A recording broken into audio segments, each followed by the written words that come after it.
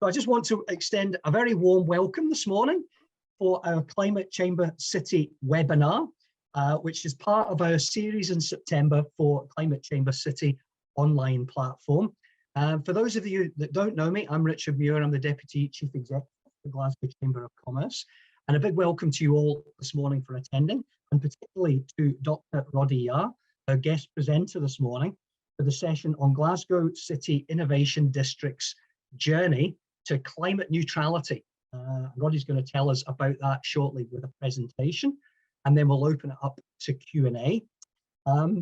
Just for a little bit of background, just very quickly, the Climate Chamber City is very much a legacy project from COP26, when Glasgow Chamber of Commerce hosted a 2-day trade mission at the City of Glasgow College with some excellent partners, including about 15 British overseas chambers of commerce, who brought collectively 85 companies to Glasgow during COP for a series of B2B meetings, sessions that we had. I think it ran about 15 different sessions in person and online.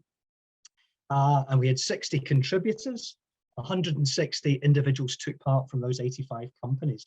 And what we were very keen to do was to have a genuine legacy project beyond COP26. And we've been working with our partners at One Earth to create the Climate Chamber City, which is exactly that. It's a community of as many of those businesses that joined us last year, plus other interested companies going forward, to keep that community going and to keep businesses, and the phrase we constantly use is to keep them connecting, learning and trading. And today is very much about the learning piece.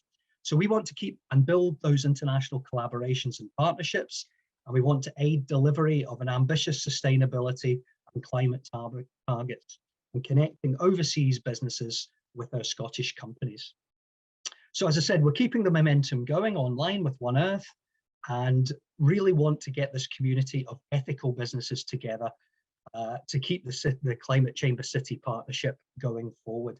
And we've been presenting material this month. We've run sessions on the platform. We were lucky enough last week to have a session with Scottish Power, with Hazel Gulliver, the Director of Engagement from Scottish Power, as well as Bill Ireland, the Chief Executive of Logan Energy. And today, Roddy is going to tell us about his strategy at Strathclyde University.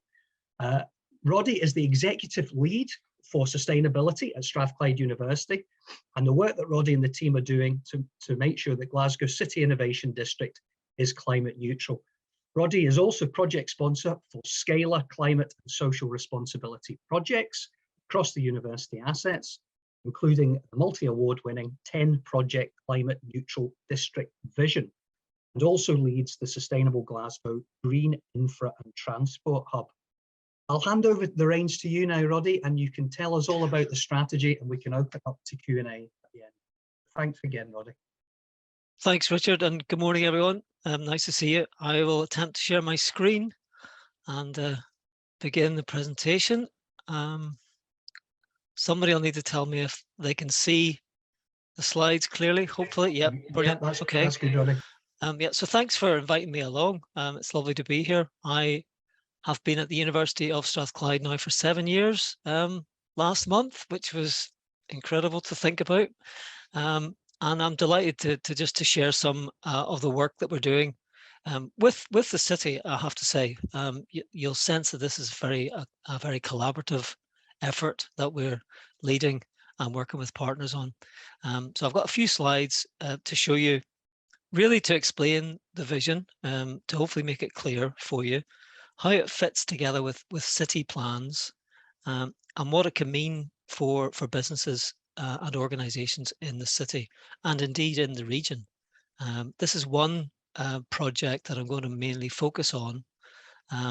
It's multi-stranded, the project, but it's one of 10 within our vision to create climate neutral districts, we're calling them. So it's Climate Week, and we're nearly a year on from COP. And yeah, we're living in momentous times, I think it's fair to say. So I developed this vision in 2019 when the climate emergency was declared. So that's where it's come from. My responsibility is for operational sustainability work across all of our operational assets in West Central Scotland. So that's basically what I do. I work with a number of environment and sustainability professionals within the university, as well as with our academic colleagues. So we're all doing our best to really shift the dial on sustainability within the university and indeed across the HE sector in the UK. And I'm very much part of those collaborative groups as well. So the Glasgow City Innovation District is a 170 hectare area right in the heart of Glasgow. The university is one of the lead partners in this hub for entrepreneurship. It's in a dense urban environment. You have the River Clyde at the bottom of the geographic area, and you have the M8 at the top. All of the businesses and existing assets within that zone. And of course, places like the hospital, the university, and universities, because you've got Glasgow Caledonian, and the colleges, and all of the council buildings, and of course, the most important, the businesses and offices and retail space that's within this urban environment. And within that, of course, you've also got residential space as well. You've got green space, some green space, and you've got, I think, 17,000 homes within the space as well. So people are right in this innovation district. My contention here is that innovation district should be responding to climate issues. So I've come up with a proposal, and the universities and the cities got behind it, to create a climate neutral innovation district.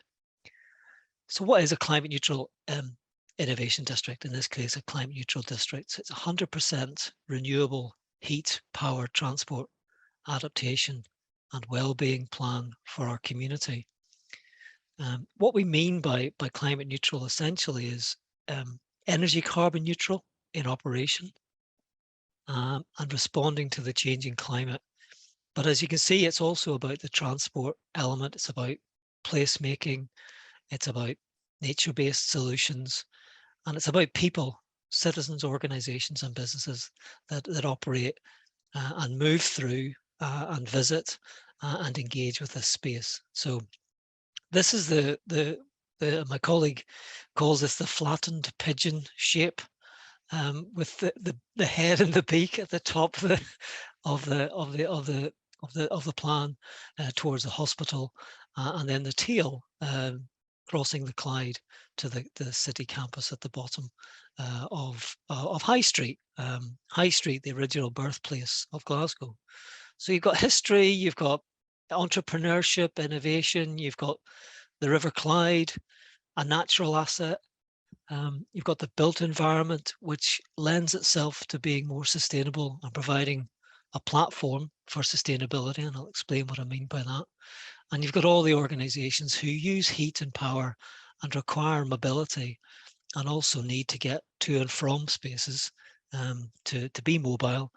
And then you've got the changing climate on top of all of this, and people in large, dense urban environments. And many of the areas are areas of SIMD. So we've got a whole raft of different issues to deal with. It's complex. So what I'm seeking to do is provide some clarity and vision and purpose around this.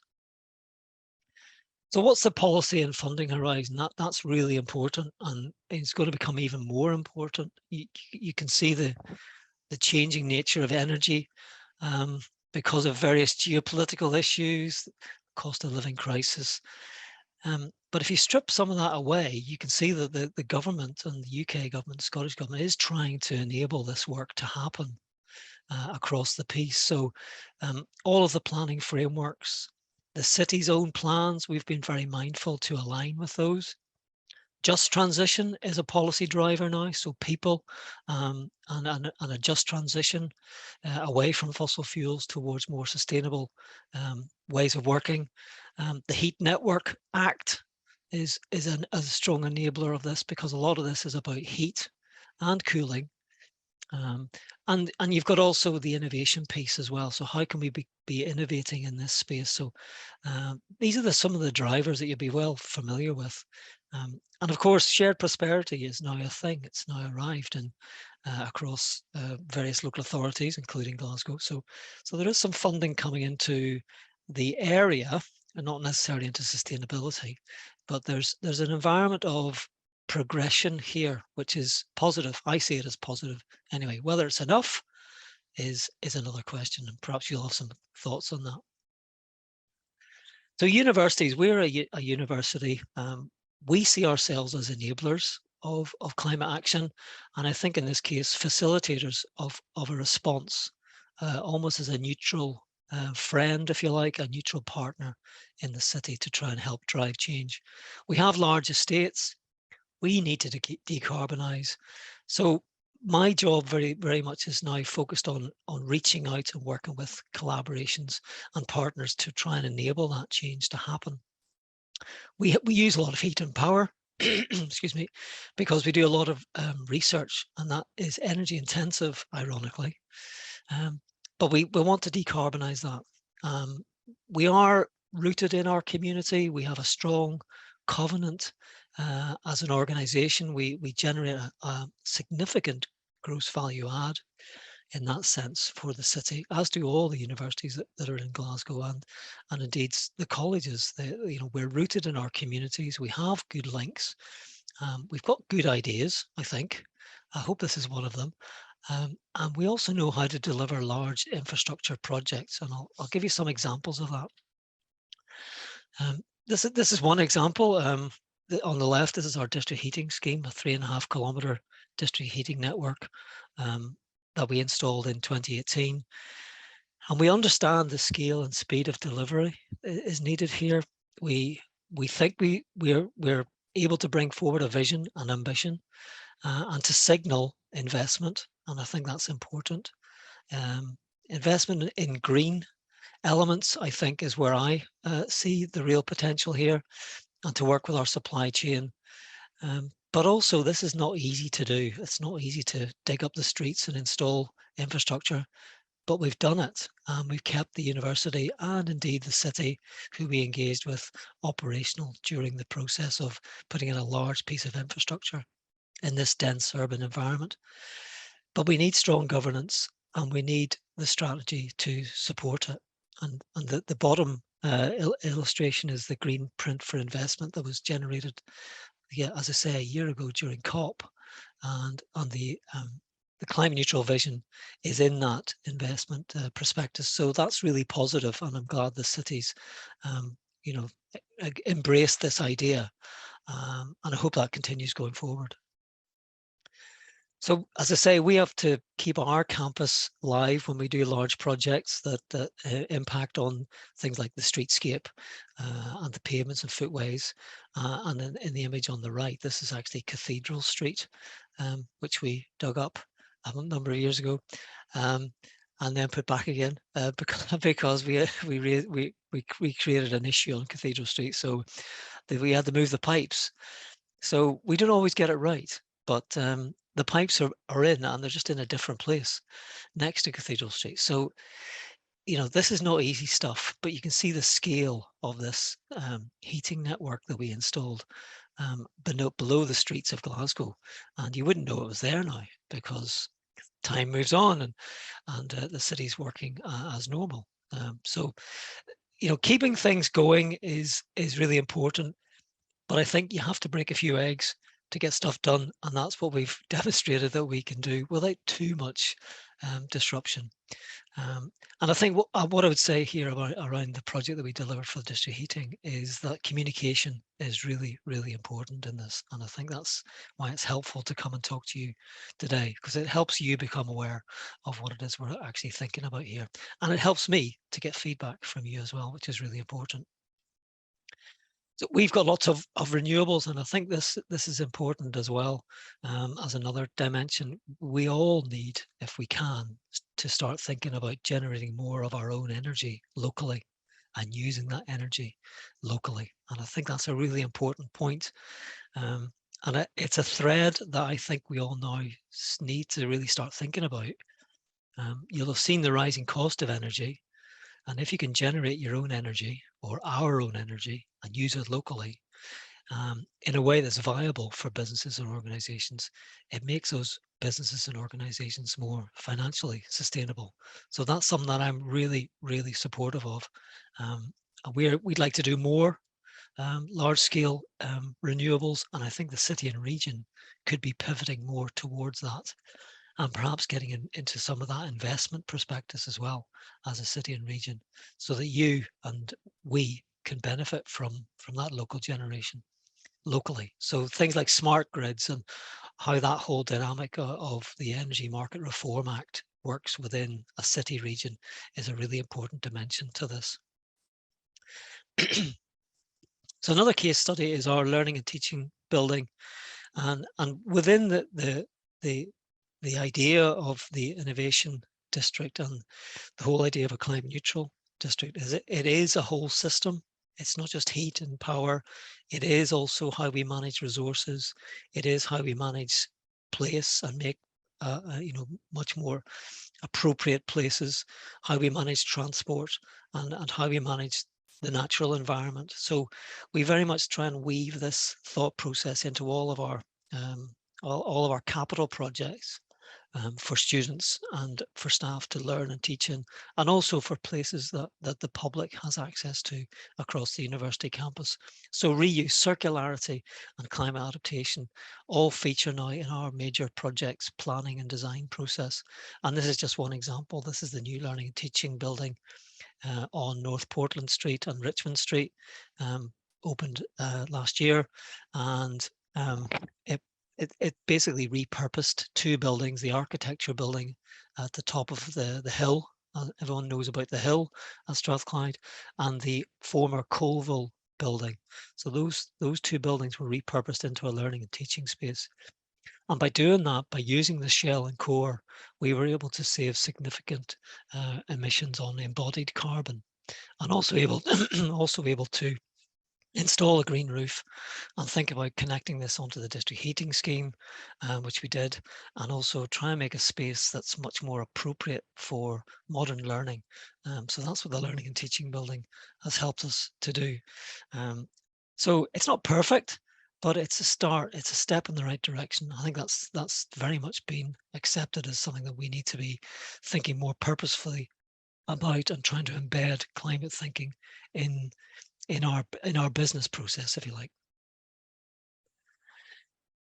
In terms of new build, we now think about passive house, really low energy design in our capital projects, and also making our buildings really appeal to our users.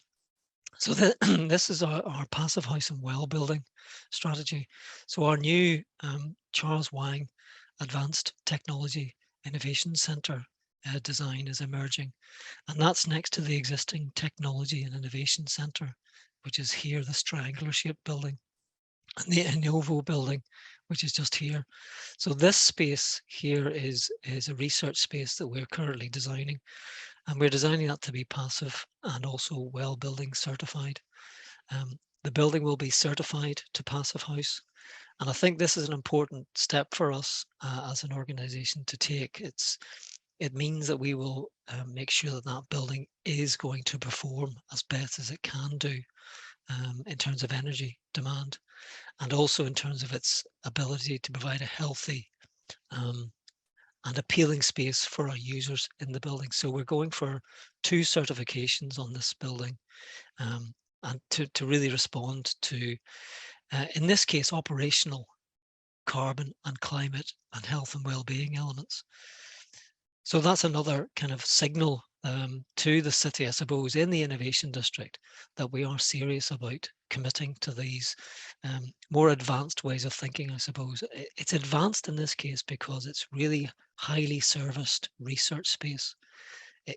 We think it's probably a first in that sense in Scotland, because of that complex nature of the servicing of that building. So we're learning. I suppose we're taking a risk here, but we're working with our supply chain very collaboratively at the early stages to try and de-risk this in terms of cost, and make sure that we do build an exemplar building. Another case study is really our approach to place and to people. And we really think it's important that our students have the best possible experience, and our staff as well. So we have a pedestrian first ethos, but we want to make inspiring places within our campus as best we can. So our Heart of the Campus project is now got planning permission and is about to go into the procurement stage. And this is right in the heart of the university space in what they call Rotten Row Gardens. And you might be familiar with this space. It doesn't look like this quite at the moment. This is the architect's impression of what it will look like. So it's very much about creating a really strong space for our students, our staff, and for our visitors, and those that use the space, because it is open to the public. So we're reimagining this space. We are stopping up several of the streets, Rotten Row at the top of the hill, North Portland Street and Richmond Street at the bottom, so that there isn't a rat run of vehicles that use the space right now, and that students and staff can move freely through the space, that it's accessible as best it can be on a hill that's a 1 in 6 gradient. The World Championships will be using this as their cycling route up Montrose Street next year. So we have some geographic challenges, topographic, but we want to make this a really inspiring space, and we want it to respond to climate. So we'll have rain gardens, we'll have a covered walkway with a green roof, more habitat, I suppose, within the space, and much more space for people to move through and gain access to and socialise and meet and share that university experience, and also to sit and just enjoy that space. So it's a really exciting project, and it's all about people. It's about pedestrianisation, providing as much access as we can for those who are kind of less mobile, and also really an inspiring green space. We're not going to develop on this space in terms of building on it. It's a space for people right in the heart of the city. And it responds to the city's agenda as well. The George Square reimagining, the kind of the city centre living. This is work that we're doing as well, which complements that. So, and it's a £13.5 million investment, although that might go up given the current financial crisis that we're facing. We also think it's really important that when we do capital works, that we provide community benefits, and this is something that we've been doing for a number of years. So every major capital project now has a community benefit program attached to it, where we make sure that we build into the contract a commitment, a contractual commitment for our main contractors to engage with the community that we have around us, businesses around us in terms of supply chain, and think about graduate placements, apprenticeships, thinking about long-term unemployed and getting people back to work, and really starting to measure that impact. So we do a socio-economic impact assessment of all of our major capital projects now through the Fraser of Allender Institute, and we keep a track of the social value that we start to deliver through our major capital works. And that's something that's been in place now for a number of years and is really important to us, and we want to continue that, and we want to work with city and region as well to help them help you to deliver community benefits. We think that's a really important element. Getting our students involved is, I think, a huge opportunity for us. I think it's a huge opportunity for us to engage with the chamber and SMEs across the city, which we already do, but I think there are more opportunities to really make that a more scalar approach. So that's very much in my thinking. I think hopefully that resonates with yourselves as well. So just finishing on a few slides that really describe the Glasgow City Innovation District. As I say, it's 100% renewable heat, power, transport, adaptation and wellbeing plan. And this will just describe the work that we've been doing in the past year, 18 months or so. It's one of 10 projects. It uses a whole systems approach. By that, I mean, it's not just energy, it's also adaptation, it's also transport, it's also nature-based solutions, and it's really exists to deliver change for people, businesses and organizations in the innovation district in this case. So we've got projects ongoing we are deploying development funding into the space to bring these projects forward. So this is all university funding. We've got a bit more funding now from Rockefeller to bring forward. We want to really understand the cost, the emissions reduction potential, and how we might program and make this operational across a really complex, dense urban environment, aligning with the city's plans, with the Scottish Government's policies and the region's plans, and really start to bring forward projects out of this, and then understand what the net emissions are. So what can we really decarbonize, and what's left? So that's really the work that we've been doing.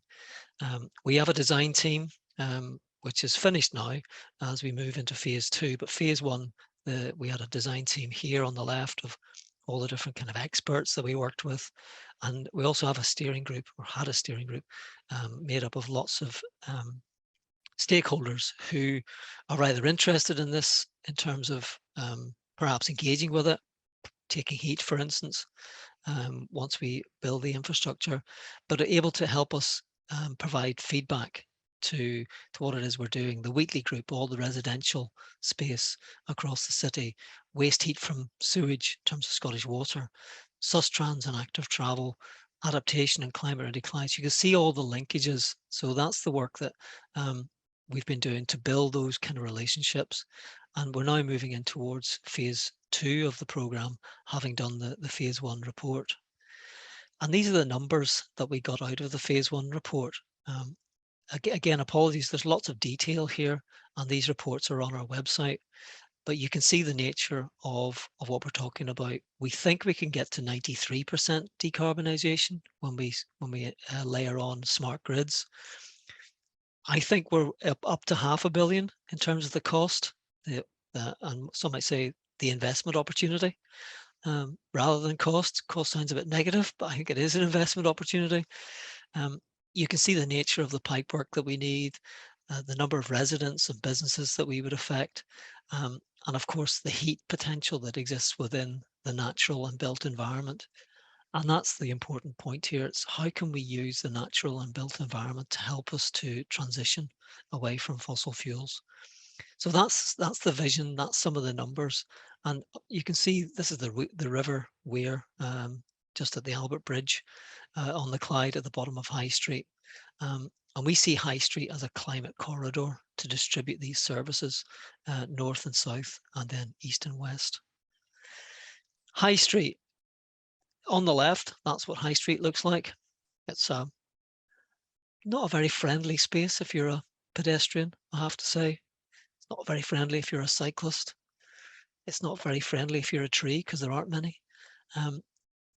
But it could look somewhat different if we think about what the urban realm might and could and should look like. It might allow more district heating to be installed beneath it, because there isn't any at the moment. Scalar adaptation solutions, drainage, digital, rewiring the city, thinking about nature-based solutions. I don't know about bubbles that follow you around to keep you dry, but drones are a thing. You know, this is kind of reimagining the urban space that we've got. And I'm glad to say that, you know, this idea seems to resonate with the city. And you know, there's now talk of High Street becoming what they call a city deal funded avenue, to allow this infrastructure to be installed at the same time as we do an avenue along High Street. So it's more space for people. Still got vehicles, because we need buses, we need taxis to move through the space. We need to make it safe for people to move through the space. But below the ground is, I think, where I see the magic happening, where we use this as a climate corridor to bring services north and south, from the natural and built environment assets that we develop these systems on, and using the heat from the Clyde, for instance. So that's just a bit of a visioning about what the future could look like. The Mullen Diner Burn, I don't know if colleagues are familiar with this watercourse. It's largely a culverted watercourse that carries drainage from steps in the northeast of the city right down into the Clyde next to the River Wear. So our architecture students have looked at the Mullen Diner and seen, well, what would it look like if we opened up the Mullen Diner? That's a policy that SEPA supports strongly. it might not be appropriate everywhere, but are there pockets where in the city design we can start to reimagine the space and use the water assets in a more sustainable manner? So this is the sort of work that we do with our architecture students, and this is the work that Callum did, which starts again just reimagining places, making places more appropriate for people, but also using the natural environmental assets that we've got in a more sustainable manner, rather than being hidden or constrained by development. In terms of heat networks, we think 35 kilometers of heat network in this space. Now that's 35 kilometers of large pipes to distribute heat and cooling into this city centre zone. So using the Clyde, using High Street, using other streets as appropriate, taking account of all the constraints that we have, and really starting to work out what the numbers look like in terms of the temperatures, flow and return, what the volume of water would be that we need to shift around the city to make district heating viable. And this is all aligned with Scottish Government policy. It's aligned with a transition away from fossil fuels. And it's really thinking about how our buildings can connect to these sources of energy going forward, and how, crucially, we will power these heat pumps and drive these pump systems. So that's a really important dimension.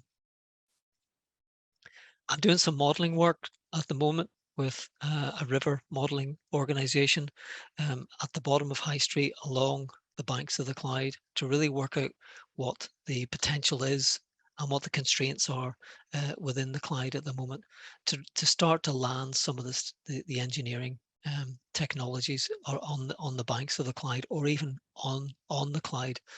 So that's work that's just begun with Howley Engineering that I'm working with at the moment.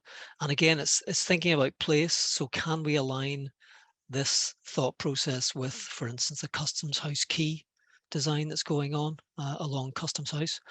When we build, as is the design, build into the river, and we do concrete structures in the river, are those a suitable site for heat pumps to be deployed at the same time as that design process? So starting to join the dots really on existing city plans to deliver this transition. So where is the project? Well, phase one's complete. We had a steering group. We reported progress to the Sustainable Glasgow Board, chaired by the council leader. We also reported it through the Glasgow City Innovation District Leadership Group, chaired by our principal. And phase two's now started. We've had a workshop in August. We'll form a formal task group, which is one of the recommendations from the phase one report. And that task group will agree principles, basically rules of engagement, things that we will be committing to as a group. And that will hopefully develop then into a more formal arrangement as the project develops at the next stage of technical design. And that will continue to report through Sustainable Glasgow and to the council leader and the group of stakeholders that sit on that board. Funding, we funded the project through our arrangement with Salix Finance. And the design team is procured by the university, and we'll seek to do that at the next stage. But we need more partnership contributions. I think it's fair to say we need more development funding to come into this space. I've been successful in getting some money from the Rockefeller Foundation to start doing some modelling work, as I explained earlier. But we need to start to get some development funding around this project to keep moving it forward. And I think we need a further 300k of that development funding. So I'm working with Scottish Government to see if I can unlock some funding from our colleagues at Scottish Government. I'm going to stray a wee bit away now from Glasgow to Renfrewshire, just to give you an example of, you must be thinking this is all great, but where have you done this before? Well, this is the National Manufacturing Institute for Scotland, which is just nearing completion, and it's out near the airport in Renfrewshire.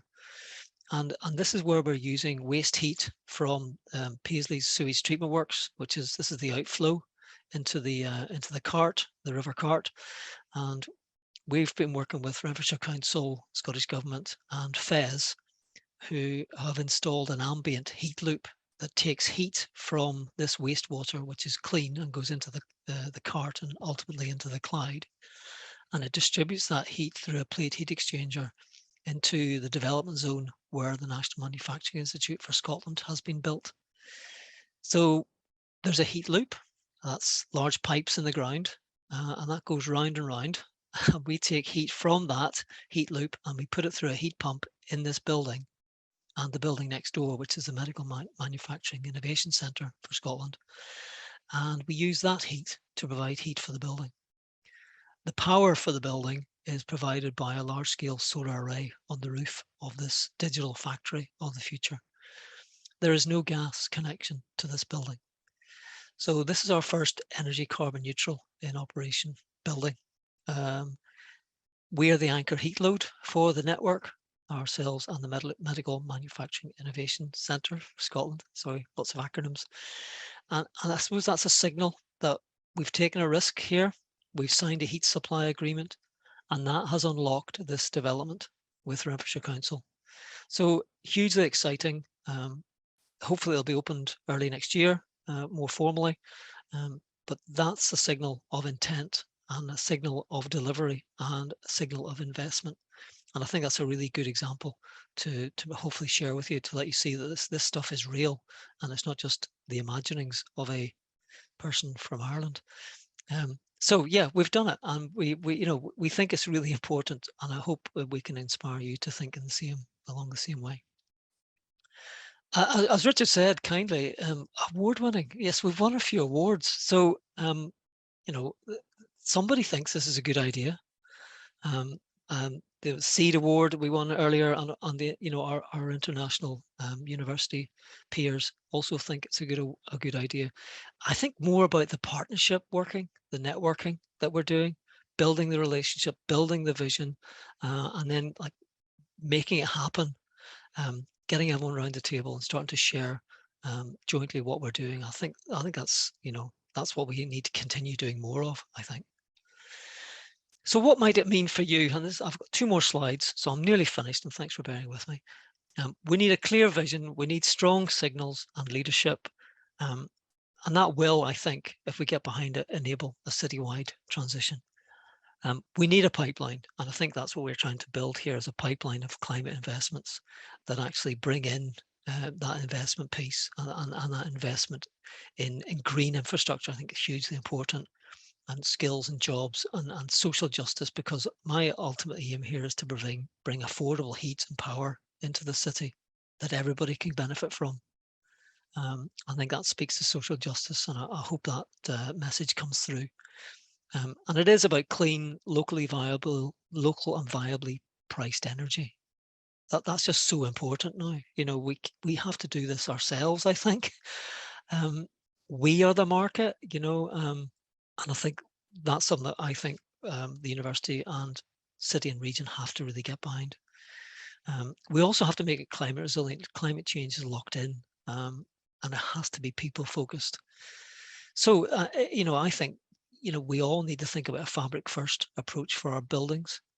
Our built environment, existing built environment, has to be decarbonised, and I think that's really challenging, but it starts here, and I think energy efficiency is absolutely fundamental. I'm baffled that we don't think more about that as a government, but that's going to be really important going forward.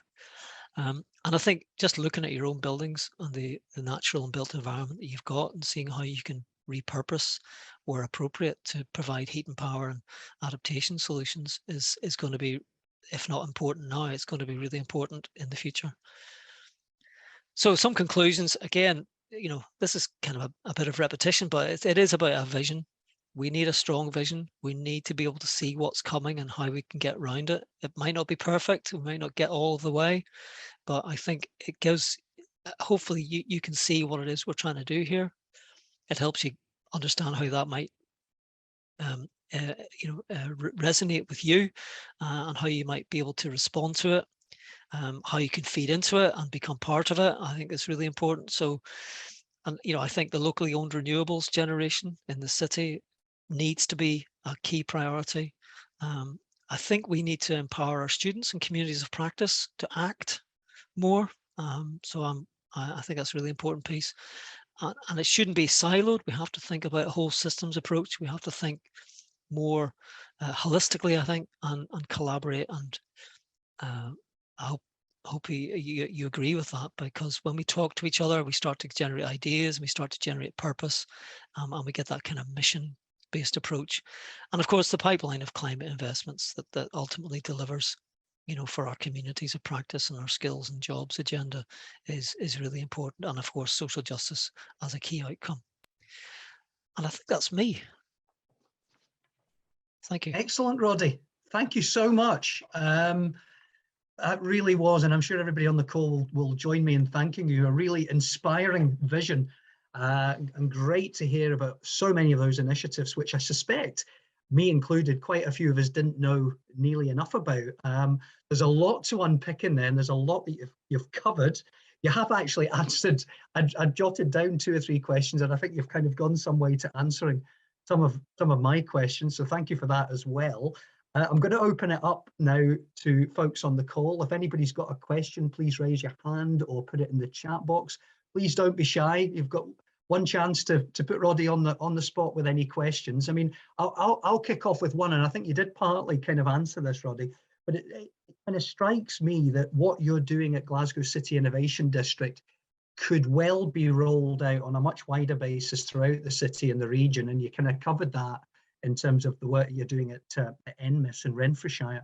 But what conversations are you having, and how can what you're doing and what you're learning be rolled out? I was going to use the phrase blueprint, but I guess greenprint is more apt. But how can the rest of the city learn from what you're doing in GCID at the moment? Yeah, I think you're absolutely right. The idea of the work is that it is replicable across city and region. So I am trying my best to talk to as many different people as I can. And we work across the region, so we are talking to lots of different local authorities. I think there's a conversation to be had with the region about this, and to share that vision more widely, because it's only at conversations like this we actually get to share ideas. I am involved in Clyde Mission, which is a 30-year regeneration program along the Clyde, and I lead the net zero mission group. So we talk about it there. But I personally think the best way for us to really start to share ideas is to form a group, a formal group that enables this conversation to happen. So because we're all working in this space, and there's so much going on across the whole city and region in sustainability, never mind anything else. So, I don't know how we do that, because we need to stop. I need to stop doing stuff, over in my day job, so to speak, and maybe focus. And I think that mission idea of the Clyde mission is good, but I think it has to be much more adopted by the region. And I think that's maybe going to happen. I don't know, but I think that would help to share that and replicate the work that we're doing, and the work that others are doing. I don't have all the ideas. People on this call will have great ideas, and people across the region will have great ideas. So I think we need to form a purposeful group that's got funding behind it, that starts to join these dots, and it isn't so much of a silo. But that's a really challenging prospect. But this is challenging. These are challenging times, and the rewards are so great out there. I think that's the way I see it anyway. Yeah, no, absolutely, Roddy. And do you think do you think we have particular challenges, given the Victorian infrastructure that we have in Glasgow, and particularly you hear often about the challenges around some of the Victorian buildings we have, and the costs associated with retrofit. Is that something that you factor into your thinking, that some of the particular challenges we face in Glasgow? Yeah, we do have, like every city in the UK, every community in the we're not alone in this. So it might not be a perfect carbon neutral, but we've got to get to as close to net zero as we can, and we've got to get much more resilient to the changing climate. So it is challenging, and I don't think it has to be perfect in that sense.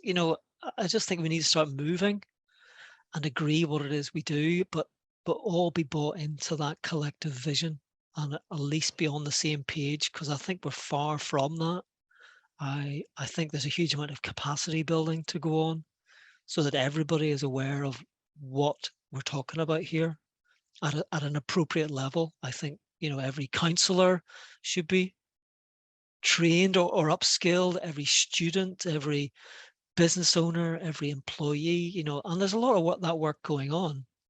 But I think there's more potential for that, and I think that's where I think students can play an even stronger role in helping communities to understand what this change means for them. Because I know I'm working with my community, and they don't know what it is.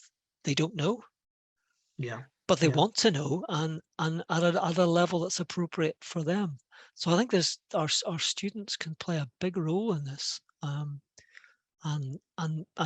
help everyone in the chambers community, for instance, even just one audience, if you like, to transition. I know you're thinking about this as well. So yeah, I think a really collective kind of vision is what we need.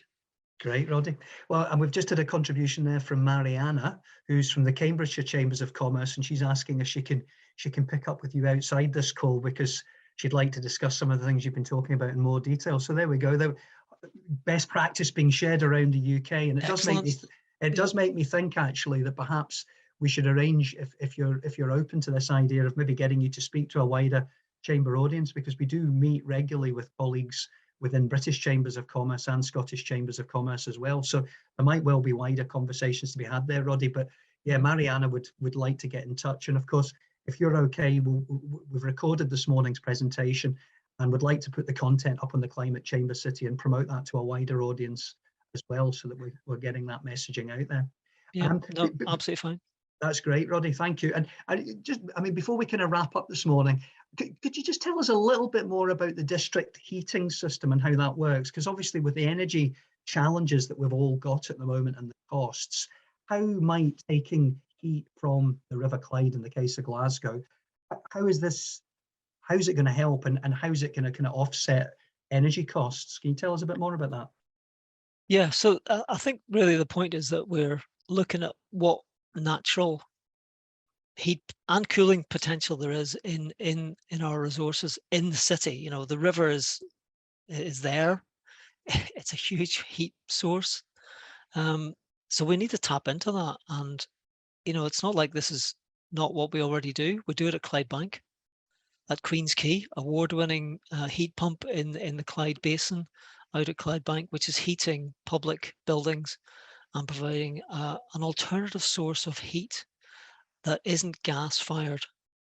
So, there may still be gas-fired heating in the city in 10 years' time, but there should also be heat from more renewable resources such as river source, ground source, and air source. So these are the technologies that already exist, and I think it's now important for us to think about how our buildings can engage with that, because that's the direction of travel that the Scottish Government has set out in its thinking for heat networks in dense urban environments. So this is coming. In many ways, like it or not, but I don't think it should be a negative thing like that. It should be that's a good thing that's coming, and I can connect into a heat system that actually means I don't need to maintain my existing assets, boilers and so forth that can often break down, and I get heat at a temperature and a price that I can afford and is much more resilient in that sense, because we can also bring in waste heat from industry into this network. So the waste energy plant at Paulmadie currently dumps all of its heat into the atmosphere. That can be captured. Heat from data centers that may exist or be coming towards the city. Strathclyde Distillery has a heat resource. Sewers have a heat resource. This is heat that's there, but we need to tap into that. So there are some building energy systems that need to change in our buildings without getting all technical. But it's just transitioning away from a gas-fired solution to a much more sustainable, renewable resource. But crucially, what we need to think about is the power that drives these heat pumps and the price for that power. Our price for power has doubled.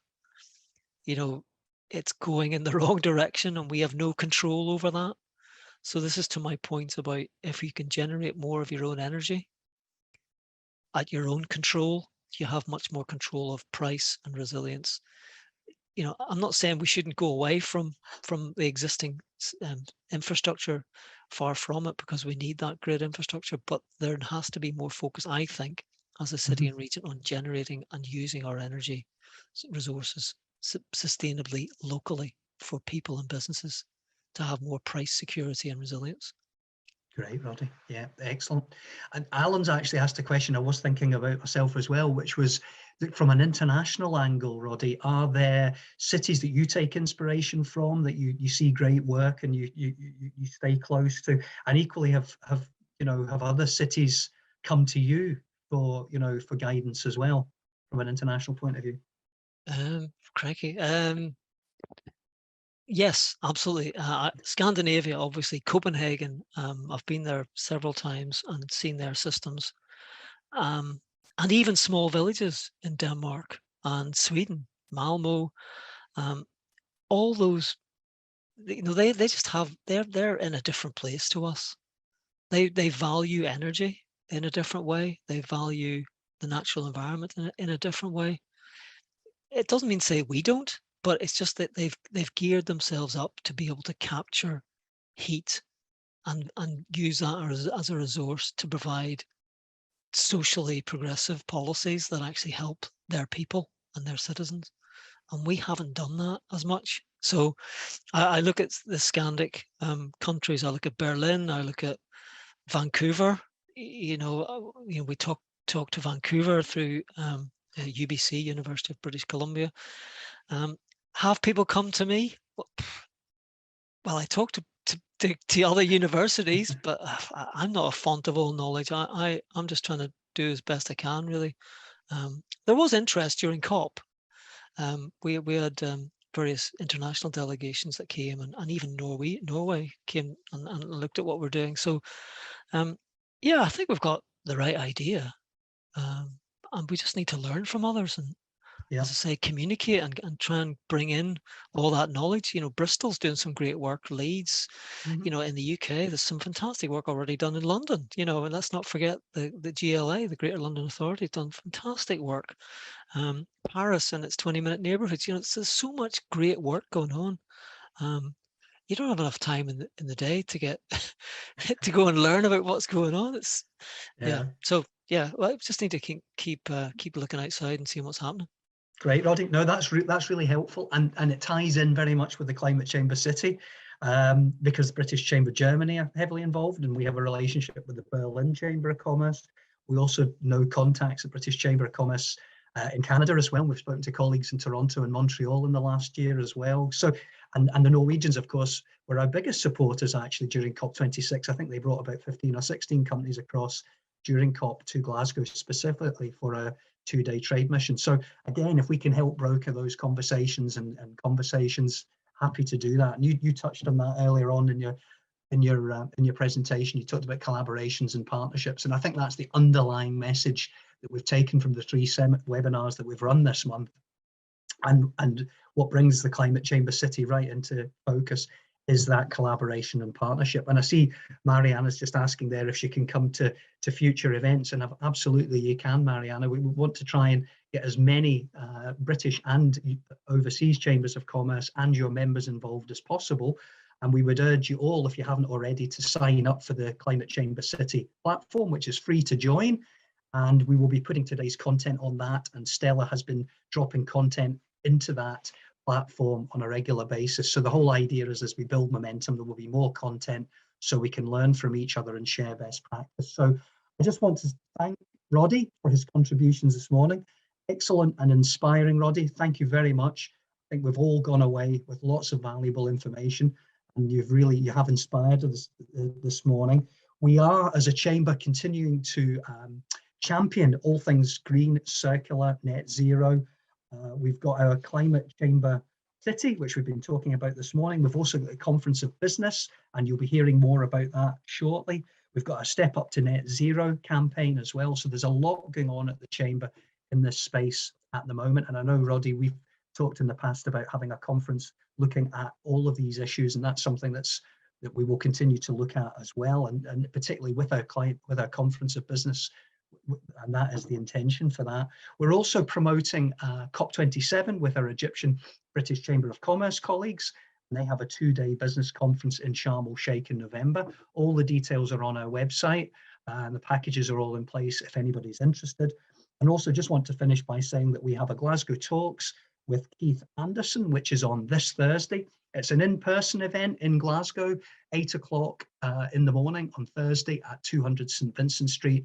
And no doubt Keith will be talking about all things circular and energy costs, and their renewable strategy at Scottish Power and how that works with their parent company, Iberdrola, as well. So we'd like to see as many of you there on Thursday as possible. But thanks again, Roddy, for this morning's presentation. First class. We'll continue these conversations. Great to see everybody, and we'll see you all soon. Bye for now.